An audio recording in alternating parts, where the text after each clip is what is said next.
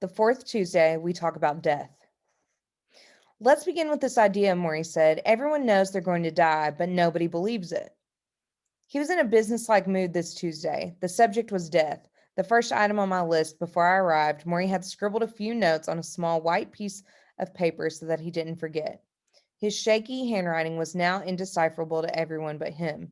It was almost Labor Day, and through the office window I could see the spinach-colored hedges of the backyard and hear the yells of children playing down the street, their last week of freedom before school began. Back in Detroit, the newspaper strikes were gearing up for a huge holiday demonstration to show the solidarity of unions against management.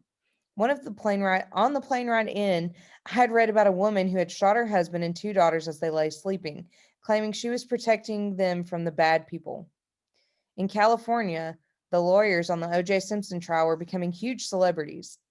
Here, in Maury's office, life went on one precious day at a time. Now we sat together, a few feet from the newest addition of the house, an oxygen machine. It was small and portable and about knee height.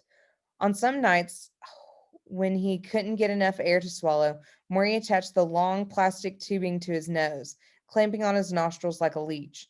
I hated the idea of Maury connected to a machine of any kind, and I'd tried not to look at it as Maury spoke. Everyone knows they're going to die, he said, but nobody believes it. If we did, we would do things very differently. So we kid ourselves about death, I said. Yes, but there's a better approach to know what's going to die and to know that you're going to die and to be prepared for it at any time. That's better. That's the way you can actually be more involved with your life while you're living. How can you ever be prepared to die? Do what the Buddhists do. Every day, have a little birdie on your shoulder that asks, is today the day? Am I ready? Am I doing all I need to do? Am I being the person that I want to be? He turned his head to his shoulder as if the bird were there. Is today the day I'm going to die? He said. Maury borrowed freely from all religions. He was born Jewish, but became agnostic when he was a teenager. Agnostic meaning that he didn't take part in any religion, partly because of all that had happened to him as a child. He enjoyed some of the philosophies of Buddhism and Christianity, and he still felt at home culturally with Judaism. He was a religious mutt, which made him even more open to the students that he taught over the years, and the things he was saying in his final months on earth seemed to transcend from all religious differences. Death has a way of doing that. The truth is, Mitch, he said, once you learn how to die, you learn how to live. I nodded. I'm going to say it again, he said. Once you learn how to die, you learn how to live. He smiled and I realized what he was doing. He was making sure I absorbed the point without embarrassing me by asking. It was part of what made him a good teacher. Did you think much about death before you got sick? I asked. No, Maury smiled. I was like everyone else. I once told a friend of mine in the moment of exuberance, I'm going to be the healthiest old man you've ever met.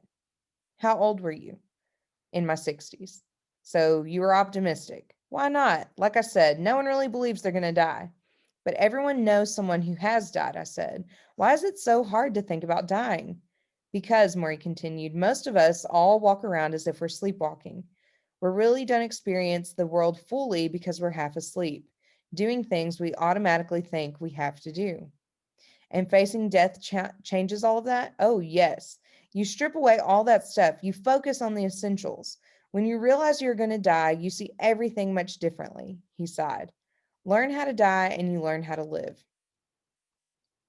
I noticed that he quivered now when he moved his hands. His glasses hung around his neck, and when he lifted them to his eyes, they slid around his temples, as if he were trying to put them on somewhere, mm, as if he were trying to put them on someone else in the dark. I reached over to help guide them onto his ears. Thank you, Maury whispered. He smiled, and then his hand brushed up against my head. When my hand brushed up against his head, the slightest human contact was immediate joy.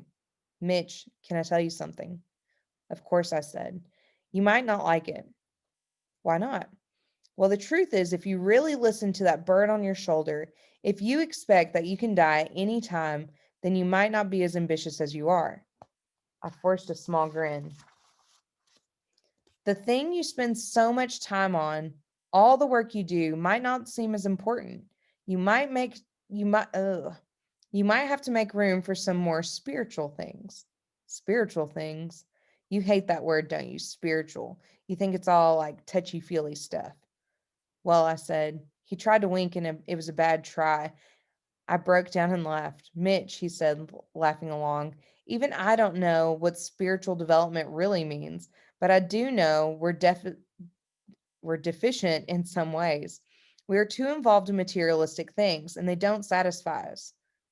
The loving relationship we have, the universe around us, we take these things for granted. He nodded toward the window with the sunshine streaming in. You see that? You can go out there, outside, anytime. You can run up and down the block and go crazy. I can't do that. I can't go out. I can't run.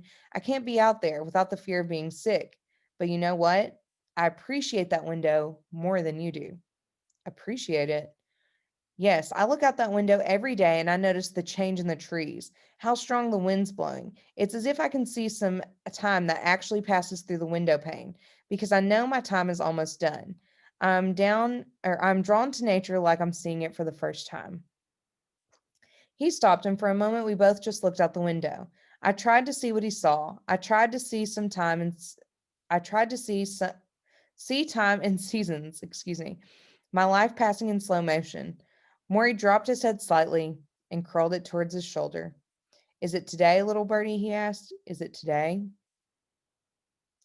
Letters from around the world kept coming to Maury thanks to the Nightline appearances. He would sit, when he was up to it, and dictate responses to friends and family who gathered for their letter writing sessions.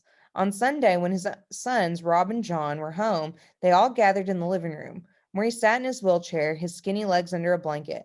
When he got cold, one of his helpers draped a nylon jacket over his shoulders. What's the first letter? Maury said. A colleague read a note from a woman named Nancy who had lost her mother to ALS. She wrote to say how much she had suffered through the loss and how she knew that what Maury must be feeling too.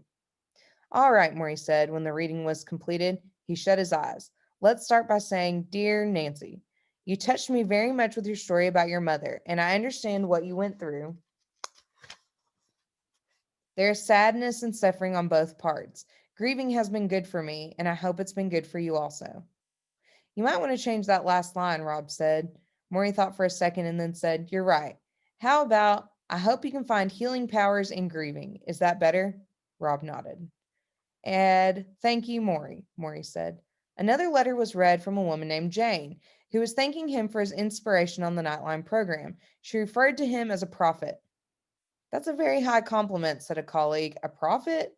Maury made a face. He obviously didn't agree with the assessment. Let's thank her for her high praise and tell her I'm glad my words meant something to her. And don't forget to sign, Thank you, Maury. There were letters from a man in England who had lost his mother and asked Maury to help him contact her through the spiritual world. There was a letter from a couple who wanted to drive to Boston to meet him. There's a long letter from a former graduate student who wrote about her life at the university. It told of a murder suicide and three stillborn births. It told of a mother who died of ALS. It expressed fear that she, the daughter, would also contract the disease. It went on and on 2 pages, 3 pages, 4 pages. Maury sat through the long, grim tale. When it was finally finished, he said softly, Well, what do we answer? The group was quiet. Finally, Rob said, How about thanks for your long letter? Everyone laughed, and Maury looked at his son and beamed. Back to our flashback. The newspaper near his chair has a photo of a Boston baseball player who is smiling after pitching a shutout. Of all the diseases, I think to myself, Maury gets one named after an athlete. You remember Lou Gehrig? I asked. I remember him in the stadium saying goodbye. So you remember that famous line? Which one? Come on, Lou Gehrig, pride of the Yankees. The speech that echoes over the loudspeaker? Remind me, Maury says. Do the speech. Through the open window, I hear the sound of a garbage truck. Although it is hot, Maury is wearing long sleeves with a blanket over his legs. His skin is pale. The disease owns him. I raise my voice and do the Gehrig imitation, where the words bounce off the stadium. Today, I feel like the luckiest man on the face of the earth. Maury closes his eyes and nods suddenly. Yeah, well, I didn't say that. Maury's starting to change his perspective. Let's keep reading.